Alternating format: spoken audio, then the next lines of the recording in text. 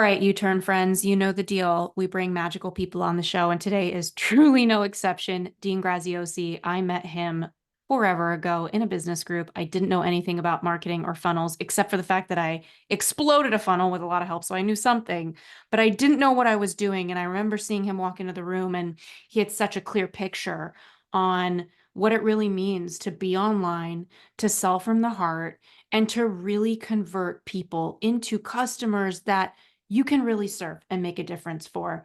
And he has just been around the block, let me tell you, when it comes to business.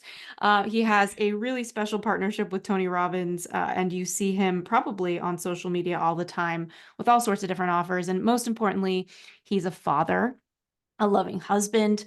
Love watching him on Instagram with that.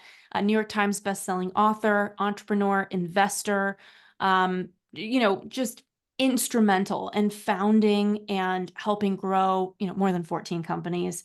And they've collectively generated more than $1 billion. So you're in good hands if this is in your ears right now. And I really want to support you with how can we quantum leap in our careers? How can we manage our Yeah. nervous system as we build? Dean, you have been at the forefront of so many things. Thank you so much for coming on the show. Ashley, it's a pleasure. And the more I get to know you, the more I adore you and love following what you do and love watching the impact you're making. And I love that it's time to scale your business because more people need what you do. And for those of you listening, I know you got lots of other options and things going on in this crazy busy world, but I'm glad we get to hang out for a little bit because I think Yeah. I think this is a shifting time in the world. The world has always been shifting. It's not like, it's unique to us, Ashley, and it's unique to everybody listening. And this, in my 55 years on this planet, I've never seen it so crazy and uncertain because we're not sure where things are going. And all I know is in times like that, I just go inward and focus on gaining more capabilities, gaining more skills, taking more uncomfortable action. Because just know this, in times like these, most people are going to wait and see how it goes. Let's Mm. see how an election goes in the States. Let's see how the economy goes. Let's see how interest rates go. Let's see if I should take a chance. And while they're seeing, they're actually sliding. And you have an opportunity to take uncomfortable action, and it really is uncomfortable action, and really get ahead. So I'm glad you're listening, and I hope I can help spark that action in you today. What a gift. Well, I feel like so many people listening, no matter what stage of business they're at, because you're so generous whenever you go on podcasts helping whoever you're talking to with their business. And I know that, like Martin Scorsese says, what's most personal is most creative. It's one of my favorite True. quotes in the world. And what's most personal to me in my business is probably one of my most creative challenges or problem solvings that I need to face. And I imagine that's similar for people. And I imagine everybody listening, you're at any sort of stage in your business. And every new stage, like we were talking about before we hit the record button, it's like new level, new devil, Always. always. And I hear that expression. I think about it all the time. And what comes up for me is how do you hold so much, Dean, as like you're a father, you're a husband, and I'm not just talking about logistics and not burning yourself out, but how do you hold the risk? Because I think a lot of people are sitting here and they feel a sense of so much fear of taking what they have to the next level. And here's what I mean by that. I think about my business. It started off, so everybody, listening, that I've been helping craft TEDx talks, helping facilitate the booking. We've booked over 100 people. And that our first year of business, we did 50 talks that we wrote, helped write. And in the next 3 months, we are estimated to bring in triple that, like Wow. just in 3 months. Amazing. So it's like quantum So good. growth, Yeah. 10x growth.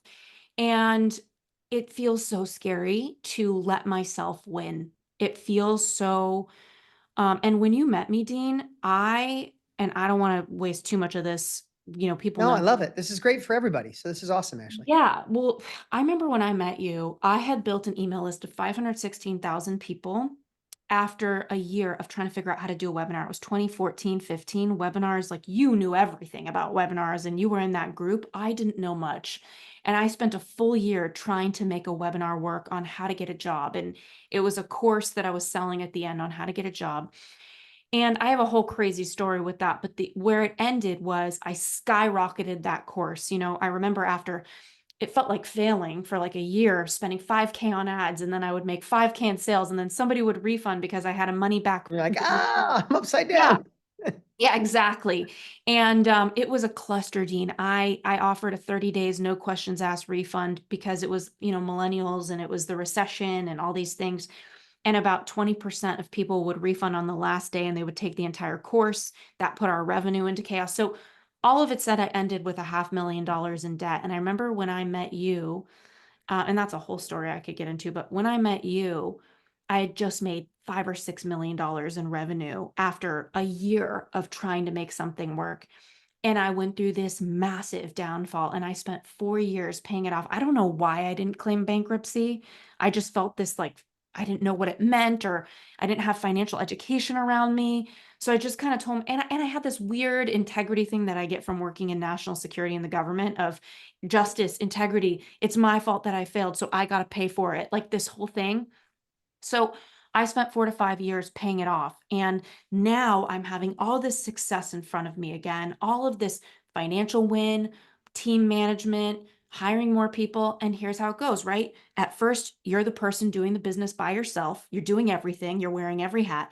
Then you hire some people and you have just enough money to pay your bills and pay for everybody. And then you start to scale. And then you actually start to feel that financial success, that spiritual connection Mhm. of like actually getting out there.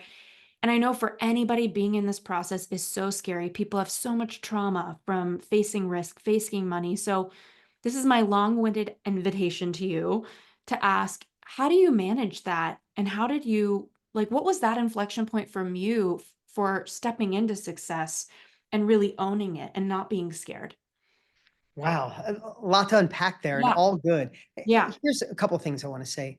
Um, in that journey, when that went sideways in your business, mine did exactly the same thing. I actually sold my first company to someone and my first information product. Um, I sold it to somebody who beat it up. Like I used to, it wasn't a joke back then. It was like I sold a racehorse, not the fastest horse in the race, but I sold it to somebody. They broke its legs and then I had to take it back. And Mm. when I took the company back, they ran $2 million in debt on it. And then $2 million to me 23 years ago, it might have been 2 billion. Like it was just Yeah. an unapproachable amount. Um, and I made the same decision, not to go bankrupt. It was my decision to sell it. So I owned that. So I took the next year and a half and I paid all that off.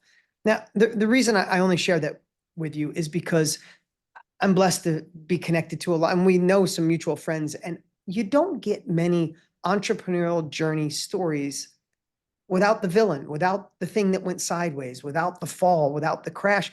And if you take what you said earlier, my dearest friend and partner, Tony Robbins, says the thing that he said to me 27 years ago that shifted my life before he knew me, we've been friends for 14 years, 27 years ago, I just got his course.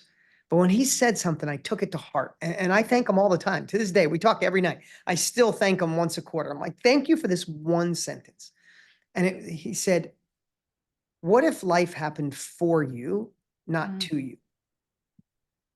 And I just, that day, I took it literal, like literally, Ashley. I was like, what if I had to go almost through that bankruptcy? What if I had to have my family thinking I was nuts? What if I had to have those sleepless nights? Like, when is enough enough? Why would you go for more? Aren't things good enough? All of those emotions that you go through, what if all of that had to happen to craft the person you are today, Ashley, that can go from 50 in a year to 50 in a month or whatever that exponential growth is because people need you and they need your services? What if all of that journey was part of the plan by Mm. God, the universe, whatever your beliefs are, that you had to go through it to get here? And whether that's true or not, I've just decided to believe it, Yeah. right? Yeah. I've just decided to believe it, right? I have a son. I have four kids, but my younger son and my younger daughter both have severe allergies. Like my son has 12 anaphylactic allergies. My daughter has Oh 18. my There's gosh. 18 things that could kill them, right? So my wife Yeah. is always, and we're in this program where the majority of kids, after 5 years of this program, um, they can have food freedom, right? Wow. So the reason I'm saying that is what's that got to do with what you're saying? I just choose to believe with 100% certainty. And I had to get in my wife's, she's the one cooking all their meals and worrying about them. If she goes to a birthday party, she's making sure crumbs don't fall or cheese doesn't fall or dairy doesn't fall, right? But when I shifted this in her, it changed everything, because there was a time she's like, these poor kids, they can't eat anything. They can't have pizza. It's dairy, it's cheese, it's eggs, Yeah. it's everything you could possibly imagine. I mean, and I just chose to believe that there's a reason for it. They both eat healthy. They're both super clean. They can't have sweets and they can't have all the stuff that other kids have. So they eat like grilled chicken and salmon and rice and broccoli every day of their life. They're beyond healthy. And I just convinced her that in 5 years, both of our kids are going to have complete food freedom. It's in my head. So when I see them and they're having a rough day or they eat something, You're it's like, like, this is coming to an end. it's Yeah. coming to an end. Like I made the decision. I don't know. It's only probably a 70% chance they will, but I chose to Take a believe that. chance. Right. Yeah. So my whole point is sometimes what we choose to believe starts the ball rolling. Secondly, you said new level, new devil. Yeah. Sometimes we have to make the decision. Do you want to be a lifestyle entrepreneur or an accomplishment based entrepreneur? You really got to think of those two questions. Because as a lifestyle entrepreneur, I bet you could fine tune the company you have. You could probably have 2 or 3 people that work with you, writers, somebody help with accounting, or whoever you have now. And I bet you could maximize it to make yourself whatever the number is. Let's say it's 200 grand, 500 grand, $1 million a year, whatever your goal is. I bet you could reverse engineer this thing, have it run lean and mean, and you could make money and make the same amount for the rest of your life. And that's a lifestyle entrepreneur. I've met them along the way and they're amazing. I have Dean Jackson. He was the first one that shared this with me. He said, I need to make $1 million a year. That means I can golf 5 times a week. I can do this, I can do that. And I never want to make a bit over because I don't want to hire more people. And he's been staying at that level for a long time. Now I know $1 million a year is a significant amount. Let's just say it's 100 Yeah. grand. Right. But if you're an accomplishment-based entrepreneur, then you have to realize that every couple of years, as you grow and you face that next level, all of the same doubts that came in when I first met you, when you went into, like, here's what I know. I've been able to plateau and go to a whole bunch of cool levels in my life.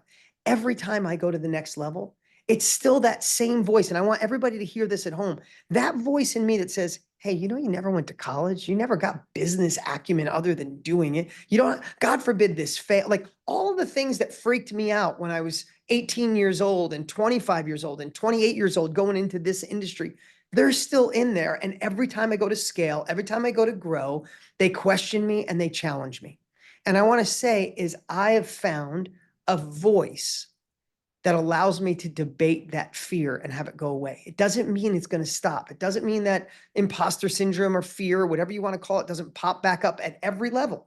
I hope we're talking in 3 years from now and you're saying, I got to double again. You're going to have the same fears, the same worries. What if I lose it all? What if it doesn't work? And I just think of the opposite. So now the other side, what drives me? I think of the opposite. I think getting to the end of my life, and this might not be for you listening or you watching or for you, Ashley, but if I get to the end of my life and realize that I played small, that I didn't step out, that I didn't take the chance to go to another level, to grow as a human, to impact more, to give away more, right? You can make it all and give it all away. I know for me, I would feel like I wasn't being the best dad because I was playing small. I wasn't doing the things that fed my soul. I wasn't growing as a human being. And I don't want to risk that at the end of my life. And the other things is I go deeply into foundation of why I'm doing this in the first place. For me, I need to be in control of my time, control of my calendar, to be the dad I want, the husband I want, the team leader I want to be. So all I can say is you got to use the past as fuel. You got it. All of you. I know some of you listening right now have had horrific things happen to you, and I'm sure Ashley could share, I could share, and some of you, what you have could be 10 times worse, and I'm sorry. But you have a choice to use that as fuel or an anchor. I know you might be saying, no, you don't understand, Dean. I'm telling you, you have a choice. And you could switch that story today. Because I have dyslexia, I'm going to do it. Not because I have dyslexia, I'm not, right? You also can realize that that voice of doubt is always going to be there, always question you. And what if that's God, the universe, or the success tax auditor going, let's see if Ashley's got what it takes. I'm going to throw some self-doubt. And if she doesn't, she'll retreat. But if she doesn't, then she's meant for that next level. Right. And then lastly, you need a compelling future and you need to stack that as deep as possible. whatever it takes. If it's your family, if it's your future kids, if it's your husband or significant other or family members, or running away from something painful that you don't want to be like your parents. I don't care what it is. You stack that toolbox filled of things that create a compelling future that even when you're scared, you move forward. And then Yeah. the last thing I'll share, I'm sorry, this is a No, long please. answer to your No, question. I had a long question, so this is Okay. great. Yeah. The last thing I'll say, and you know this because you live in this world, there is no greater advantage than understanding the power of modeling proven practices. I've already made so many of the mistakes that you're going to make and Yeah. have already made, right? I'm just a little bit ahead of you, right? I'm 55. I've been doing this a long time. Anytime I can help you, I'm here for you, right? Only because, not because I'm the smartest guy in the world, I'm just ahead of you. If we're reading a book and I'm at the end of the book or 3/4 of the way through on your first chapter, I can give you guidance on the book because I've already read it. Yeah. So everybody here, listen to me. Every time you get freaked out on how am I going to do this? How am I going to quit this job and start something new? How am I going to bolt on a new side hustle? How am I going to scale this business to another level? How am I going to get more profits? How can I get my social media to be bigger? Your brain will freak out and go, I don't know how. Maybe you're too old. Maybe you're too young. How do we find it? When you replace how with who, and you think, who has already done this? And how can I model what they've already done? I'm telling you, when you adapt that into your soul, it changes everything. Mm. One thing I was thinking about as you were sharing is like there's such a big difference between starting something versus sustaining something. There's a lot of content out there about getting started, and a lot of Yeah. entrepreneurs do it. Not a lot of content about keeping going. And I am it is one of my unique abilities. I am a rocket ship. Like I've taken all these personality tests. There's one Yeah. called the Culture Index, and my really good friend Tracy Holland lives by it for her hiring. Uh-huh. And she's like, okay, Ashley, you're in the 98th percentile of the population for storytelling and persuasion. I'm like, well, I guess that's what took me into almost working in the CIA. Yeah. Yeah, I'm using my powers for good. Um, but I think to myself, there's so many experiences we've all had that we want to look at that past experience. So in my case, when I first met you and my business was skyrocketing up and then it tumbled down. And then even with this business I had, my best month was preceded by my most threatening month yet. We got a trademark letter, cease and desist. We weren't really doing anything wrong, but like when you play big, you get legal attention, and that's just Yep. kind of the game. And I actually feel like this isn't something a lot of people talk about on podcasts because it's dicey. So I will dicily, Yeah. carefully Yeah. discuss it. But there have been a couple times in my career where I'm the same character, but it's a different book. It's not the same book. And I can't help but say to myself, oh, this feels like the same book that I already had a bad story in, right? Like when I met you and my thing came tumbling down after that, sometimes when things look risky now, it's a trauma response. I'm like, oh, but It remember, absolutely character, is. different book. But there was a moment in time when I started my business where I had no idea what legal rules were around copyright and stuff like that. I had a YouTube clip in my portal for a online course, and we had about 7,000 people buy my job hunting course. And I guess there was like a soundbite in there, a lawyer reach out, cease and desist, you owe us damages, like one of those ambulance chasing Yep. energies of like you're in so much trouble and you owe us all your Been money. there. Been So there. scary. Been there, Yeah. exactly. And I'm such a pure, I try to be pretty pure, which is an advantage as much as it can be a challenge. And I was like, I am so sorry. I had no idea I was violating your licensing copyright. What do I owe you guys? Like literally, that's who I am. So Right. everybody has told me since, they're like, Ashley, never respond to those threat emails again. Have a lawyer. So I do. I get it. That ended up costing me probably $50,000. And it was one of the most stressful things that I could have done when I was in the middle of debt. And even now, this business has been doing so well. I still got an outreach a couple months ago. Hey, copyright. They ended up being in the wrong, but it stopped my operations for an entire month. And we almost choked our entire cash flow. And I had to run to the bank for a business loan. And and then of course we're Can I ask you scaling. something? Yeah, I ask you a yeah, question, Ashley. yeah, What in your career? I know you work for the government. yeah. What if you weren't doing this? What career would you be in? Gosh, I would probably always be writing. Like that's my core skill set. So I'd Yeah. be doing something So, writing. a couple things I want to share with you, Yeah, and I want everybody to hear this. yeah, Every single path we're going to take in our lives has those stumbles. Okay. So I chose the route where I've been sued before, not many times, knock on wood, but I've been sued by the silliest things on the planet. Yeah. Um, I've had an accountant who never when I was first in business, Ashley. This guy was 55 years old. I was 32 in this industry, and he had never gambled a day in his life. He took his wife's life savings and gambled it all away one weekend and Wow. didn't want to tell his wife. So he went into my business account, emptied my business account, went to the freaking casino thinking he could win his wife's money back. And he lost her money and my money. He came in on a Monday and sat down in my office and cried and said, all the money's gone. I mean, what do you mean? I said, what do you mean all of it? I said, well, we got the reserve. He goes, I used that too. Cried like a baby. And I had nothing. I had no say. That my whole life was in this business. I put everything. I had employees that were going to be paid the next 2 days Right. from now, right?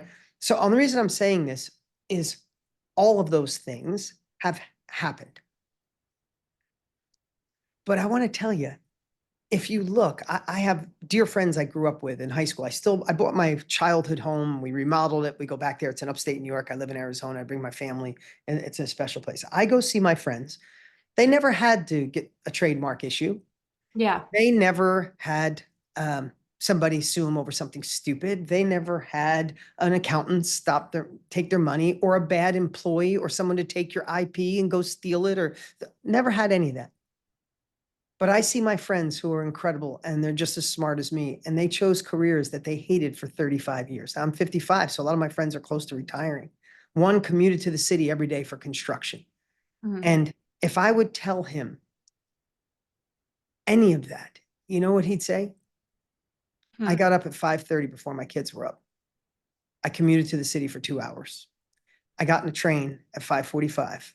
I commuted for 2 hours. By the time I ate and got home, my kids were in bed. And I didn't realize that I missed their whole childhood until they were 18 and they moved out. He's like, and when I have goosebumps because each life has something. Each line, like the reason I love the entrepreneurial journey is, yes, it can be hard sometimes, but I would choose nothing else a million times over to have to work for somebody under someone else's law, under someone else's rule, where I couldn't be the version of me, where I couldn't fail to learn. I couldn't fail to make mistakes, where I've grown as a human because I've made dumb choices, but I've also made choices that have impacted 2.5 million people in one day. And I got to do cool things with Matthew McConaughey and my partner, Tony. None of these things would happen. I get to be in complete ownership of my calendar. I go to this week, I was at jujitsu twice, two tennis. Both my kids are in jujitsu. Both my boys are in jujitsu and tennis. My daughter is in sports. She plays softball. My little daughter, who's 2, is in dance. I've been to all of them. I've been to swim class. I don't miss a damn thing. So do I have to deal with some crap in between? Do I have to get nervous when I go to scale? Am I walking out on a feels like I'm walking out on a plank every time I take my business to another level? Yes. Yeah. And I found a way at this age to embrace it because I could have another devil. I could be commuting to the city for $58,000 a year and miss my entire family. My other buddy went and removed asbestos and he's not healthy because of it. He's got, like, every single path you Exactly. choose has something. So all I want to say, and the last thing I'll end with this, and for everybody watching on this point, is what we have to watch. Sometimes we don't realize that the issues we're dealing with are the things we once dreamed we would have. Yes.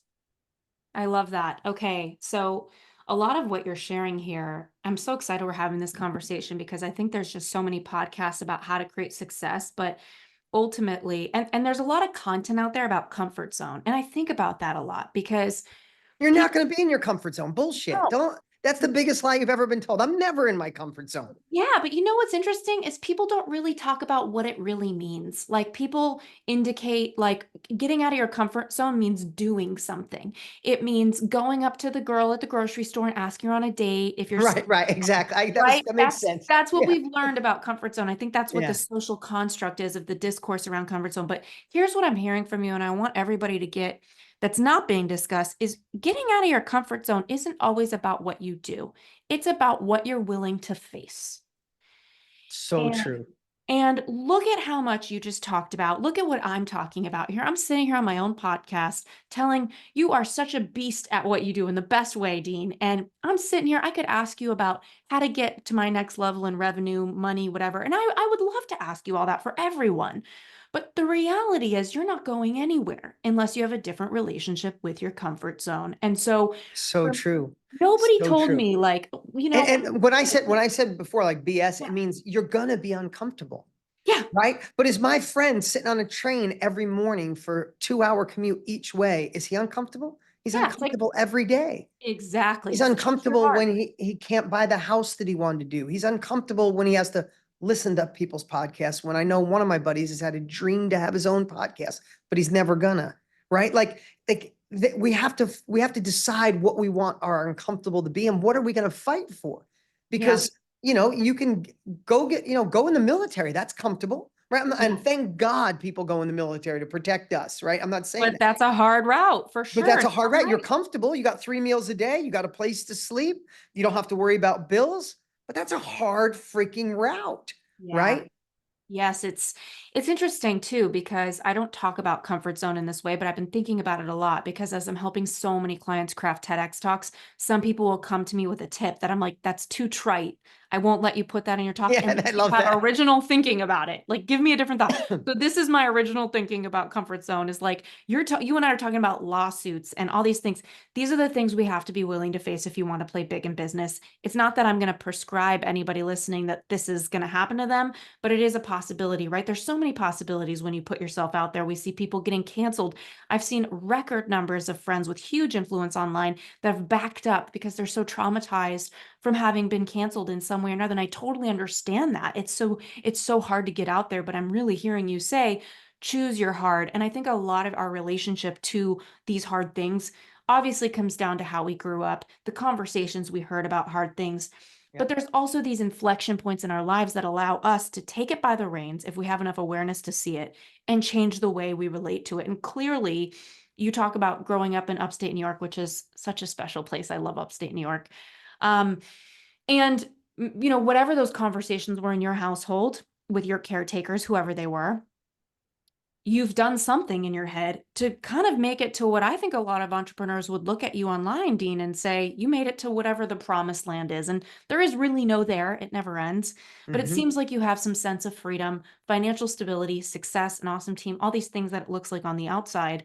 Um, what did you do, or what were those inflection points for you to relate differently when you look back in time? Because you said your back was against the wall, that person drained your bank account. Like, how the heck did you rise up in those moments? Because I'm imagining, for me, I want to go in fetal position. Like when my webinar fell down and my course sales flew down and my ads weren't working, my sister, I had a death in the family, I had Lyme disease, like I was in a cluster of time. And all I wanted to do was hide from the debt collectors and pretend nothing happened and go move to Bali or something. Yeah. So Can I how tell did you? you do that? Yeah. eh, Welcome to being human. We all find and feel those same emotions. I remember when I found out my money was gone. I remember to this day because it was so long ago. It was when there was a wireless phone in your house, right? We had a phone with a big antenna on it. My phone was like this big, and I threw it against the wall and it shattered and it put a hole in the wall. Oh, And I'm wow. like, great, now I Right. have a hole in the wall. Can't afford the whole. Yeah. And I remember, I've never shared this before, so I love this conversation. And Yeah. I hope this is helping you if you're listening right now, that Yeah. we all are going to face this for anybody who's spending time with us today. Um, I remember sitting on my bed and saying, it's over. Just so you know, the way my brain works, I think I am a pessimist who has spent my whole life becoming an optimist, because the first reaction of my brain, just the way it still works to this day, it's over. I don't have any reserve. I put all my eggs in one basket. I don't have any money in nobody in my family has money. By then I was already supporting my dad, supporting my mom, supporting a couple of different people in my family, putting a nephew through college. I had been already, and then I start thinking, I can't send my mom a check. I can't send my dad a check. I can't. My brain went right into, it's over. There's no way out of this. And what I've come to realize is I kind of let that voice has gotten shorter. Now that might be for 3 hours, where a decade ago it might have been 3 days, and 2 decades ago it might have been 3 weeks. I have just shortened the time that I want to feel sorry for myself and focus on what's wrong. And I've just found a way to get quicker, say, are you done? Are you done? Because Yeah. now we got to focus on solutions. What is it? Because I am not going backwards. My kids are going to have choices. I am going to be in control of my calendar. Nobody's taking my calendar away. Nobody's going to tell me when I can have off and go to sports. Nobody's going to stop me from making impact on people because I know I can. And I start and I reframe and I go, what do we got? How do we get through it? There's always a way. And over time, I might be sharing this with somebody. I'm not trying to pound my own drum. Yeah. I just want to tell you, I've been doing this long enough that so many times my brain has said immediately, there's no way out. And there's always a way out. Every single time there's a way out. And as crazy as this sounds, and it's like, this sounds like I'm not trying to have some, foo-foo personal development. It's all good and it's worth it. Every time you come out stronger, every time Yes. you find a new level, every time your ship goes into the storm and you batten down the hatches and you get through the storm, you come out and there's a new beautiful paradise on the other side. Your next level is on the other side of the thing you're afraid to face. Mm. That's just where it is. It's so true. And a lot of it for me has come down to like getting older. Like when you're in your 20s, at least, and you're starting a business. So anybody who's younger, who's listening, it's like your reference, like I think about cities, like when you grow up in a city, it's the default is what the city is. And I went to True. graduate school in London. I left that city. I came back, the whole city changed. Like Winter Wonderland in Hyde Park was it was so institutionalized. It used to be like a bunch of fake reindeer and real reindeer in the park. You'd walk in. Now there's a line and this wall around it, and all this stuff. Things change. And it's funny because it's mentally we understand that, but in our hearts, like we don't have the direct experience of that. And I think it's the same with business and wisdom, right? Like I remember when my business was failing, I was 27 years old. I just made that $5-6 million. Everything was going to shit. And everybody was like, oh, but this is a lesson. You're going to learn it. And so for anybody listening, it's like, can I even tell you how many times I spent 4 years paying off the debt, waiting for an elegant idea to drop into my brain because I know there's so many ideas I could do, but one of my gifts is not having shiny object syndrome. I go with the thing that's right. And then I Yeah. skyrocketed the thing. And in those 4 years, I was in purpose and spiritual purgatory of like, you're in slow simmer energy. You don't really know when the next idea is going to come. And then finally, when it did, the amount of moments, Dean, and I'm sure this is for you and for a lot of people who are listening, that I was like, my team would come to me and say, should we go this way or that way? And I'd say, oh, I know exactly what that way looks like. So we're Yeah. going this way. And Yeah. it just felt like, whoa, 37 feels so much more fun than 27 for me. And I had no idea that those things people would say when I felt so down were actually real. So I hope somebody listening that's like, I don't want to learn this lesson. I get it. I didn't want to learn the lesson either, but you will be better. You will roll it into who you're going to become. And this makes me want to ask you about zone of genius and scaling. So one of the most nuanced things that I've learned for myself is the difference between zone of genius and zone of excellence. Like I'm Okay. pretty excellent at a handful of things, but my zone of genius is what really makes things happen, right? And I just realized the other day I did a little chart of myself and I realized, oh, I'm excellent at a lot of things I'm doing in my business, but it's not my zone of genius. And just because you're excellent at something doesn't mean you enjoy it, doesn't mean you See, get you life said work you're out of it. 37. Yeah. Yeah. There it is. The wisdom's coming. The Yeah. wisdom's coming. Don't you wish you could have given that to your 27-year-old self? Oh my gosh. Yeah. Because Yeah. let me ask you a question.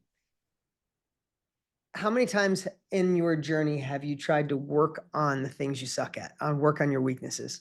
Oh yeah. Yeah. And how many times has that just caused you frustration? It takes you away from your zone of genius. It takes you away from your core competency, the thing that actually makes you money. We've all done it. We've all done it, right? So what you're understanding is one of the core principles I love to teach, that you call it a zone of genius, a core competency, whatever you want to, there's so many different names for it. It's the thing that not only comes from your soul. Sometimes you feel like it's downloaded from somebody that's deeper than you. Sometimes you get in a flow state, whatever those, but they're the things that actually made your business what it is. It's the actual money maker in your business. And every time you're not doing that, you're actually losing money. So over time, when people say, how do you have time for your kids and your wife and 3 businesses and your partners with Tony and you do all these things? How? It's because I've figured out what moves the needle in my life the most, right? So there's non-negotiables, being with my kids, being with my wife, non-negotiables. Then I figured out my zone of genius is when I do big live events, when I partner with cool people that we can put 1 million people in an event and I can speak on camera and get people to change their life and get them to say yes all at the same time. When I'm doing that, I get to change the world. I get to change my business. When I'm worrying about accounting, when I'm worrying about all these other things that I used to do, I'm actually just taking away from that. So as you're realizing as you go to scale, Ashley, what you should be looking at is what are the things. Now, one more thing I want to say. I know I kind of digressed on No, that, but here's please. what I want to say. Don't ever outsource your zone of genius. And Yeah. so many people do it. I watch people who are great marketers built a whole company and then they hire a marketing team and their company starts to go down, right? Yeah. Never outsource your zone of genius. Outsource everything else, though. You should look at the next 2 years on how you could do what you love to do that moves the needle the most and how you can replace all the things that you're excellent at with other people. Yeah. Now I don't want to oversimplify scaling, but if you do it that way, then Yeah. your core competency, your unique ability, that will be the thing that fuels the growth that you need. Because if you spread yourself out too thin, trying to do all these other things while you scale, that core thing that got you here is going to be neglected.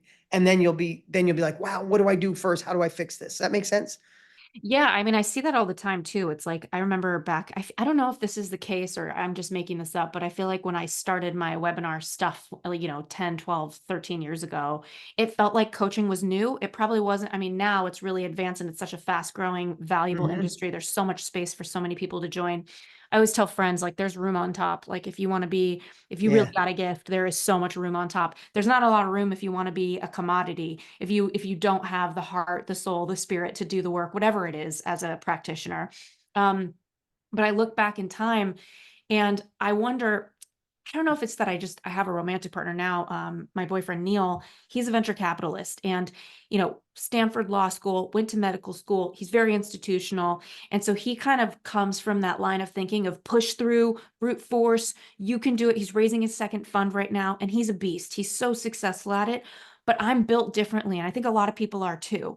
And so I'm constantly toggling. Where do I lean into my zone of growth? Where do I have a responsibility to do that? Because back when the online boom began of all these people starting coaching businesses, I saw a lot of friends get success and then they're at the country club and then they forget who their ideal client is and then they don't even know how to Oh my market. God, you just hit that. That is 37 speaking out loud. Like, Yeah. and just picture you're 37. I'm going to be 56. Yeah. I got almost 20 more years of watching this, and I've been in this industry the whole Yeah. time. I was in this Yeah. industry when I was younger than you. I've Yeah. been here this whole time watching the friend that finally hits it, and he's at the country club and buys the Ferrari and 2 new houses, and then they're just gone.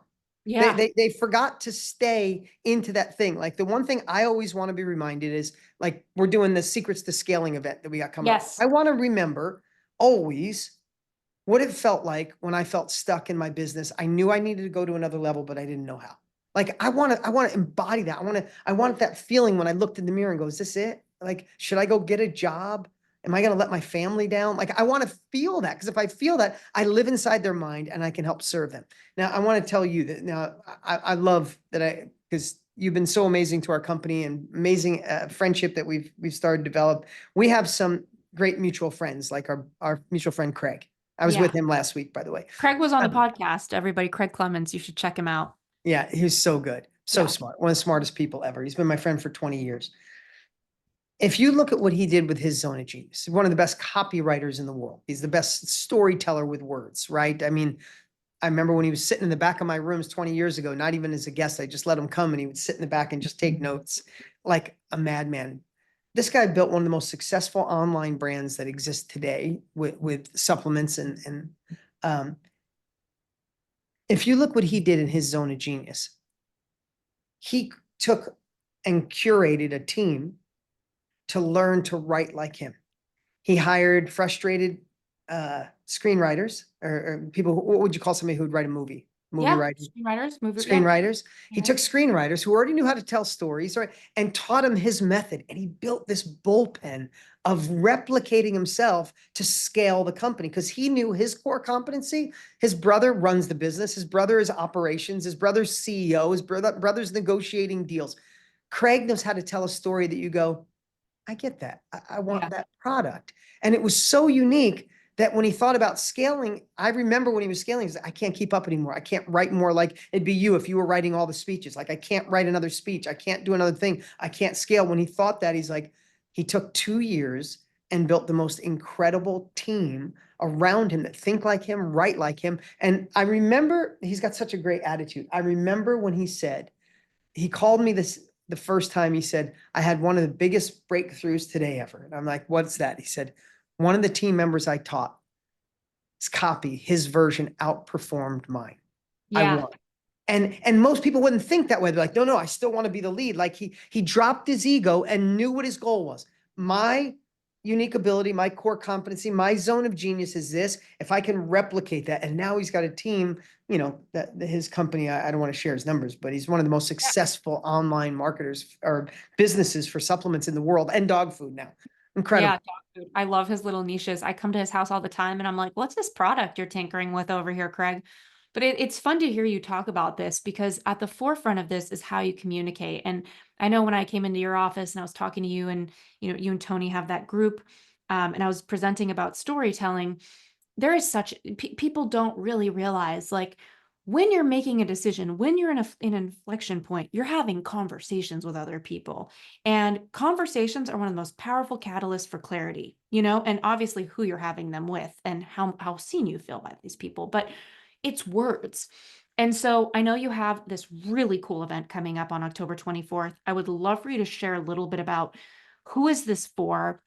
Secrets to Scaling Summit. If you're listening and this conversation is motivating you, how can it not, to really step into what you're supposed to be doing? Can you share a little bit about who this is Yeah. for and what they're going to learn? For sure. So, Tony and I get to do big events. We do a couple really big events a year, around 1 million people. We invite everybody looking to just take their life to another level, right? We do some of it through personal development, do some of it teaching people how to be in our world, how to sell products and services. And if you want to do a mastermind, a workshop, a podcast, write a book, right? Build a course. This one, we decided to do. This is a brand new event. We've been working obsessively on this it's a 3-day event, about 2.5 hours a day. And the whole goal is kind of how our conversation started. So many people are teaching you how to get in business, but who's teaching you how to really scale successfully? And there is a lot of ways to scale a business. Ashley, you're going through some of them right now. Yeah. But because this is our lane, it's because what Tony and I do, I believe one of the greatest unfair advantages to scale any business you have right now is to add an information product. Because when we think about scaling, yes, we have to replicate ourselves. One of the first thing when someone's in business, I could name it, and I know what phase they're in when I hear somebody and I say, how you doing? They're like, oh, if I could clone myself. I already know that phase. We've all been, if I could have 2 of me, if I could have 3 of me, right? And then we make our first hires and we do all that. But we live in a place where we're watching, we're going to have some great guests during this. One is a dentist. Guy who's doing amazing as a dentist. Wanted to scale, maxed out his area, maxed out the amount of men and women he had work in his place to clean the teeth and do all that, but knew there was another level. He realized, wow, I've been in business for 18 years. I've learned so much. He added a product to help young new dentists go quicker and faster. Doubled his business just like that. And when he did it, he didn't have to hire more employees. He didn't have to hire more technicians to clean teeth. He just shared his life experience, right? From real estate agents to hair salons, everybody's realizing I can continue my main company, but I can add a product for either my clients or my peers that want to do the same business as me. For example, my physical therapist, right? I tore my ACL and my rotator cuff skiing with my son. That was fun to do it at 54 years old. Oh Fun no. stuff. So he's coming to my house. He was I joke with him, you're the most expensive guy in town. You're the best guy in town. And every time he comes to me, he said, yeah, but I'm still in the time and effort community. I might get $200 an hour, but there's only enough hours in a day if I'm still going to be a dad. I'm like, you need to build a product for your current clients that you could bolt on, an information product that can help me eat better to lower inflammation. What are the best exercises? Or a membership? And you make 150 grand a year. I Googled it. Most people in your space make 80. You need to create a course helping other physical therapists make 150 grand a year instead of 80. And now he's working on both of them. He shows up with smiles on his face because he realized He doesn't have to clone himself. He doesn't have to hire new people. He has to share his life experience through an information product. So Mm, just know there's a million. I loved this conversation today on all the yeah. mindset stuff and things we have to do to scale. But I believe the quickest way to scale whatever business you are in is to add an information product to it. But most people don't know how. And that's what we're going to share over 3 days. We're going to show you how to identify what group you should sell it to, how to package it, how to deliver it, how to add it on, how to market it, how to sell. It's going to be an incredible event.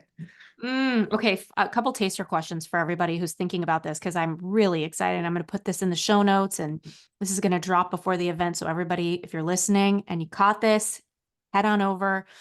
One question I have is I feel like in the information product world, aka online courses, if those of you don't speak information product, online courses, there is so many different fields of thought about the market, ads, the cost of ads, stuff like that, how to catch people's attention. You're competing with more brands to get people's attention.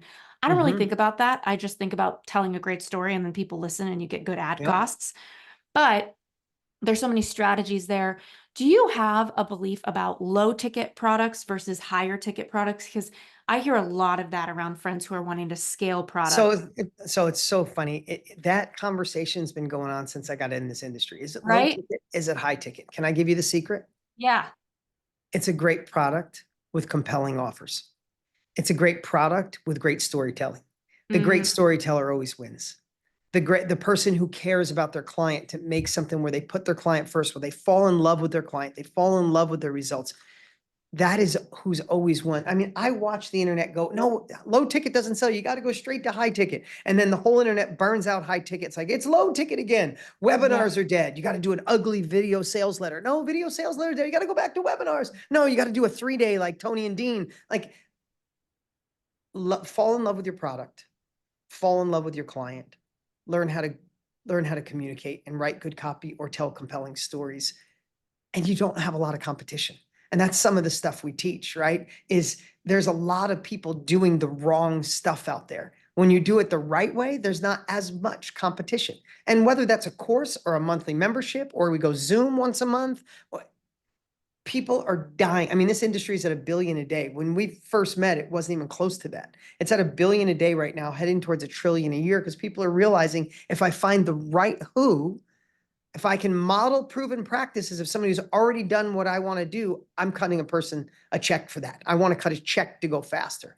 You just need to know the best way to do it, the best way to build it, the best way to market it. And I think after 74 years with Tony and I, that's our combined time in this industry. I think we have it figured out. I'm just saying, I Yeah. think we got it figured out.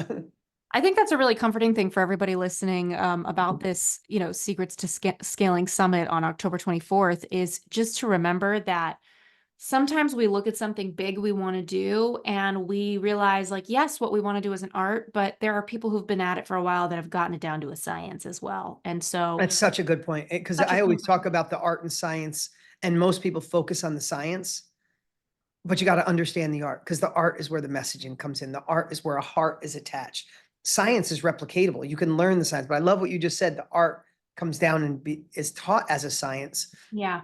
And that's what we do. And I think that's why I would bet to say we have more successful people in this industry than anyone else, because we understand what it feels like. We understand how to get in their mind. I mean, who better than Tony Robbins to get in your mind, get you so you feel like I can be unstoppable, and then get the science behind it, right? When you combine those two, and we incorporated technology and AI that thinks like Tony and I. And I mean, it's a wonderful time to want to grow. It's a wonderful Yes. time if you can find the mindset to not let the outside noise stall you or make you feel uncertain or make you pause. If you truly can say, now is my time, I don't think there's ever been a better time, especially in this industry. When you started, it was brutally hard.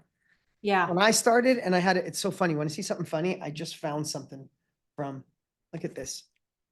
That was my first video that I No did. way. I Dean taught people how to Graziosi's Instant Car Pro, how to know a car's true value in just minutes. listen. This was 1999. It's a Wow. cassette. For those of you that are younger, and if you're not seeing Oh this, my gosh. That's VHS, not a cassette, VHS. But that's where I started. And when I started, I had to build product, put it in a warehouse. I had to build an infomercial. I had to get a call center. Today, we have the opportunity to have instant delivery, through a phone and great technology, and we can impact others. So if you have a business, if you're self-employed, solopreneur, business owner, you're doing your own thing. This is specifically for people who are doing their own thing.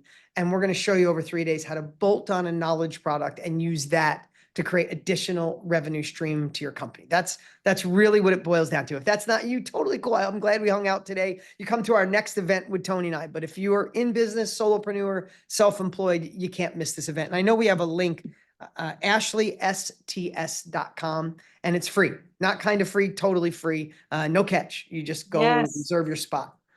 I'm so excited that you have that, and I'll put that in the show notes. And I just appreciate your time so, so much, Dean. Thanks for coming on. And everybody, I would love for you to send me a message after you go to this summit. Share with me a little bit about what you learned. I'm so excited for you. I'll be there. And until next time, Dean. Appreciate you. Keep killing it. See you, everybody.